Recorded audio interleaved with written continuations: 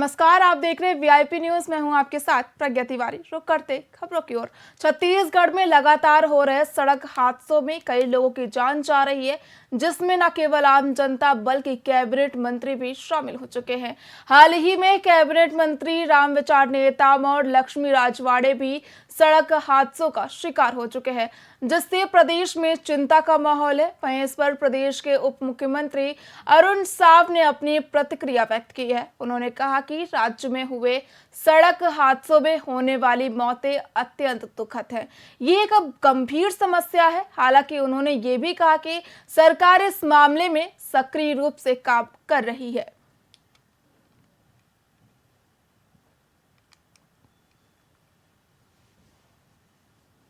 देखिए, लगातार जब से देश में प्रधानमंत्री माननीय नरेंद्र मोदी जी के नेतृत्व में सरकार बनी है, हमारी सरकार सड़क दुर्घटनाओं को रोकने के लिए हर स्तर पर प्रयास कर रही है।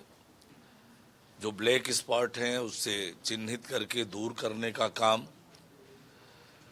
और आज के समय में जिस तरह की सड़कों की आवश्यकता है उस पर लगातार प्रशिक्षण, इसके लिए लगातार जागरूकता, इन सब मोर्चों पर सरकार लगातार काम कर रही है। भारत सरकार के निर्देश पर जिला स्तर पर भी कमेटियां बनी हुई है। वे भी लगातार बैठक करके सड़क हादसों में कमी का प्रयास लगातार करते हैं। देखिए, लगातार जब से देश में प्रधानमंत्री माननीय नरेंद्र मोदी जी के नेतृत्व में सरकार बनी है, हमारी सरकार सड़क दुर्घटनाओं को रोकने के लिए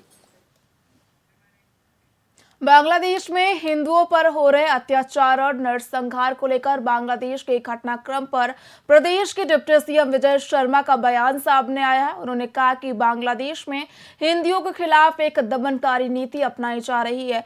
यहाँ एक पक्ष की पीड़ा को नजरअंदाज किया जा रहा है, जबकि किसी को इस पर कोई फर्क नहीं पड़ता है। उन्होंने ये भी कहा कि इस मुद्दे को अंतर्राष्ट्रीय स्तर पर उठाया जाना चाहिए।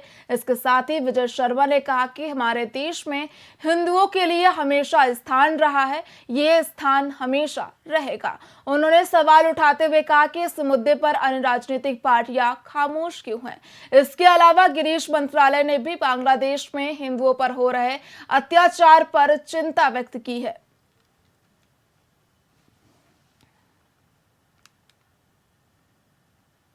बांग्लादेश में चिन्मय प्रभु और अन्य लोगों को इस तरीके से जेल में डाला जा रहा है, मारा जा रहा है। चाहे वो पाकिस्तान बना हुआ हो भारत से टूट करके, चाहे वो बांग्लादेश बना हुआ हो, हिंदुओं की संख्या अनवरत कम हुई है। ये आंकड़े कहते हैं, ये परिस्थितियां कहती हैं, ये सब कुछ कहते हैं। फिर भी हमारे देश के कुछ लोगों को जो स्वयं को अनावश्यक सेक्युलर कहते हैं, उनको ये बात समझ नहीं आती है। एक पक्ष मरता रहे, कटता रहे तो सब कुछ ठीक है, अगर वो पक्ष अपनी बात कह दे तो गलत हो जाता है। मैं बिल्कुल इस विषय पर ये कहना चाहता हूँ कि बांग्लादेश में हिंदुओं पर जो दमन हो रहा है, इस पर अंतर्राष्ट्रीय स्तर पर सोच करके और उन पर कार्यवाही होनी चाहिए। हमारे देश में हिंदुओं के लिए सदैव स्थान रहा है और रहेगा। बांग्लादेश में पूर्व मुख्यमंत्री भूपेश बघेल दिल्ली रवाना होने से पहले मीडिया से बातचीत करते हुए अहम बयान दिया। उन्होंने प्रियंका गांधी की जीत को लेकर उन्हें बधाई दी। भूपेश बघेल ने कहा कि वो राष्ट्रीय अध्यक्ष से मुलाकात करेंगे, जिसमें ईवीएम पर मतदान कराने की मुद्दे पर आपत्ति जताई जाएगी। उन्होंने कहा कि हाल ही के कुछ मामलों में ईवीएम में धांधली के कई उदाहरण सामने आए हैं। इसी कारण उनकी पार्टी का ये मत है कि आगामी चुनावों में बैलेट पेपर के माध्यम से मतदान किया जाना चाहिए, ना कि ईवीएम के माध्यम से।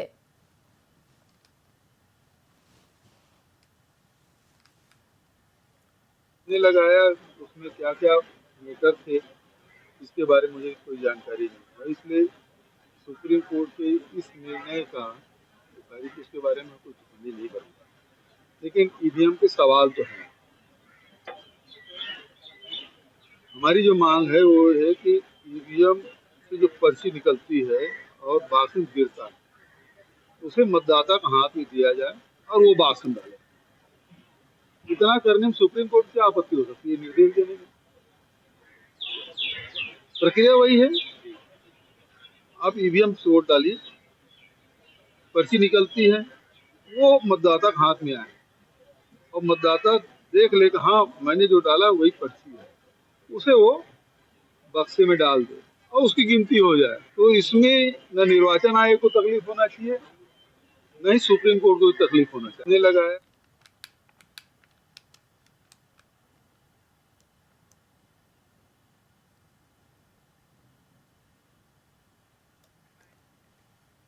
छत्तीसगढ़ के पूर्व कैबिनेट मंत्री डॉक्टर शिव डहरिया ने आगामी कांग्रेस कार्य समिति की बैठक में पार्टी की हार की समीक्षा और भविष्य के प्रदर्शन को लेकर चर्चा की जानकारी दी है। डहरिया ने बताया कि 29 नवंबर को होने वाली CWC बैठक में चुनाव परिणामों पर विचार विमर्श किया जाएगा। आने वाले चुनावों में कांग्रेस के बेहतर प्रदर्शन के लिए रणनीतियां बनाई जाएंगी। चुनावों में ईवीएम के इस्तेमाल पर सवाल उठाते हुए डॉक्टर डहरिया ने कहा कि कई विकसित देश में भी ईवीएम की बजाय बैलेट पेपर का इस्तेमाल करते हैं, क्योंकि बैलेट पेपर में चुनाव में धांधली की संभावनाएं कम होती हैं। उन्होंने सरकार से अनुरोध किया है कि आगामी चुनावों में बैलेट पेपर से वोटिंग कराने पर विचार किया जाए।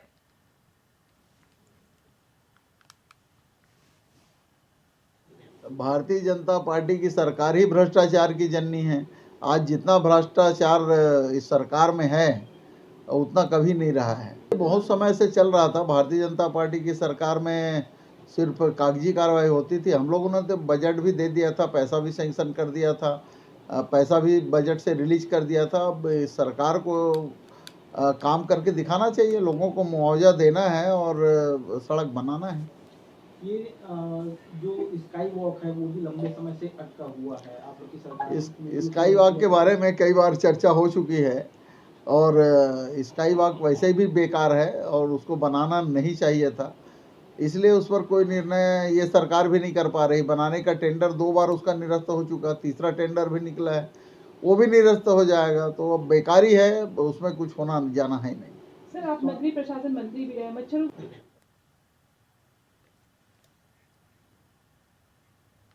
रायपुर के जिला सहकारी बैंक में 2023 में 10 करोड़ रुपए के स्कैम का मामला सामने आया था और अब एक नया विवाद भी सामने आया है।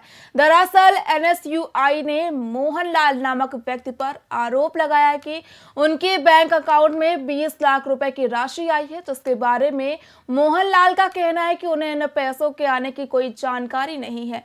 NSUI ने यह भी आरोप लगाया कि असली घोटालीबाज हैं, उनके खिलाफ ठोस कार्रवाई नहीं की जा रही है। वे आज भी बैंक में कार्यरत है। इस मुद्दे पर NSUI ने कलेक्टर को ज्ञापन सौंपा है और चेतावनी भी दी है, यदि समय रहते कोई कार्रवाई नहीं की जाती है तो वो रायपुर कलेक्ट्रेट का घेराव करेंगे। बीते वर्ष 2023 में जिला केंद्रीय सहकारी बैंक में लगभग 10 करोड़ का घोटाला देखने को मिला है। उस समय के तत्कालीन अध्यक्ष माननीय पंकज शर्मा जी ने मौधापारा थाने में भी इस मामले की शिकायत की। FIR पंजीबद्ध हुआ। कार्यवाही के मोड में पूरी तरह सरकार थी। फिर 2024 में भारतीय जनता पार्टी की सरकार आई। भारतीय जनता पार्टी की सरकार में दोषी पक्षों को संरक्षण देने का काम किया जा रहा है। जिन लोगों ने इस घोटाले को अंजाम दिया वो लगातार आज भी बैंक में अपनी सेवा दे रहे हैं।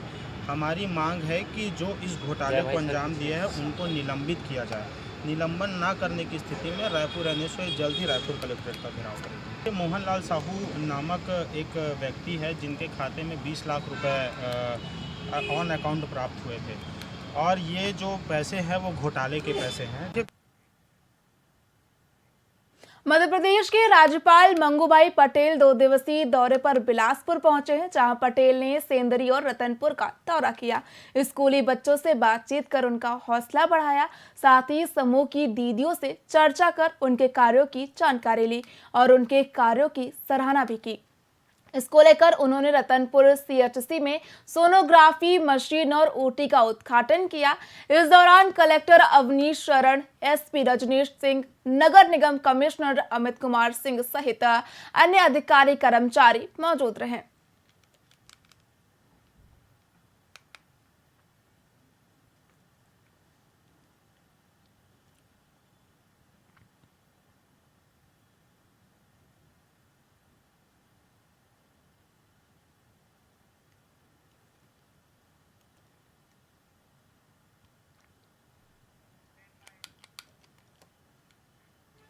साउथ ईस्टर्न कोलफील्ड्स लिमिटेड के मुख्यालय के बाहरी कर्मचारियों ने अधिकारियों, गरीबों और अन्य कर्मचारियों के खिलाफ हड़ताल कर जोरदार प्रदर्शन किया। इस प्रदर्शन में कोरबा, गेवरा, डीका सहित विभिन्न कोयला क्षेत्र के कर्मचारी शामिल हुए।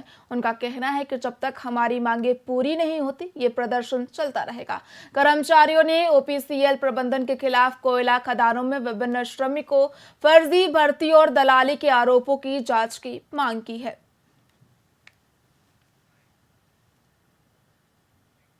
फिलहाल खबरों में इतना ही। देखते रहिए वीआईपी न्यूज। नमस्कार।